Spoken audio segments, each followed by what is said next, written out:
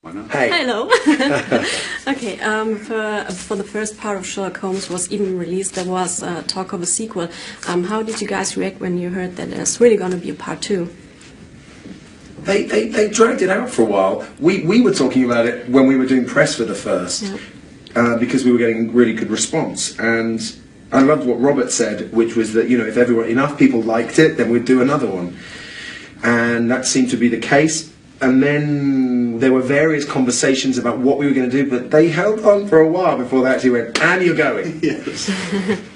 I was very excited though. Yeah, but did you have any fears in view of the fact that the first one was so successful and because of the expectations of the fans? How's that making the second one?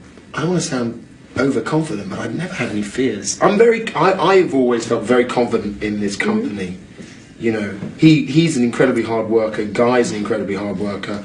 We've got an incredible team of producers, writers. It's a very creative and very driven group, and it's a real team effort. Yeah, we never in the best sense of the word. So I was never anything but confident. No, I'm trying to think of what Joel was saying about Susan, the producers, and us. It was like a dog with a frisbee. We just didn't want to ever take our eyes off the prize. So, like Jude said, we were talking about this 2 years ago, and many of the things we were talking about flying around doing press for the first Sherlock are what became A Game of Shadows. Yeah.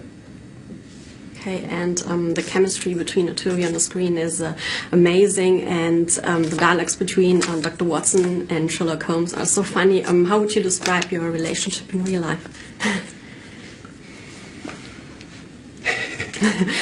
Come on. How do we do that? It's like being in marriage counselling. I mean, it's being asked that. He's great, but I wish he paid a little bit more attention to me in our off hours.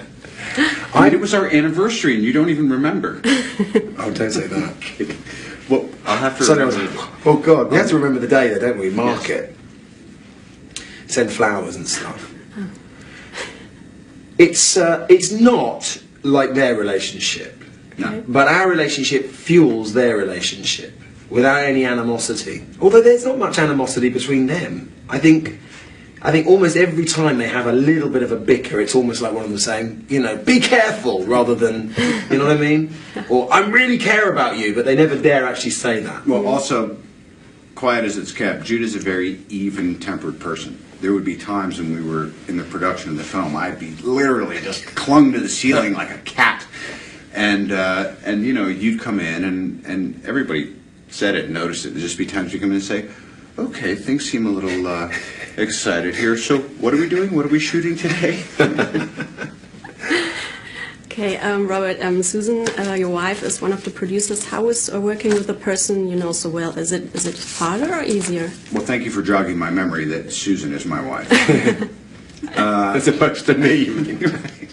We love her. She's the kind of missing integer here. Man, it's probably easy for me to say this. She's amazing on this film. She's the one who's always done her homework. And then even if I come in thinking like, I did my homework last night, she stayed up 4 hours longer than me and made her homework, like bound her homework and embossed it and did it all. She drives us, pushes us, and also catches us when, like, little tiny details, which I think this film, a friend of mine saw it the other day and just kept saying, oh, I love how absolutely everything is resolved and you think something's left undone and then it's not. She's a master of that.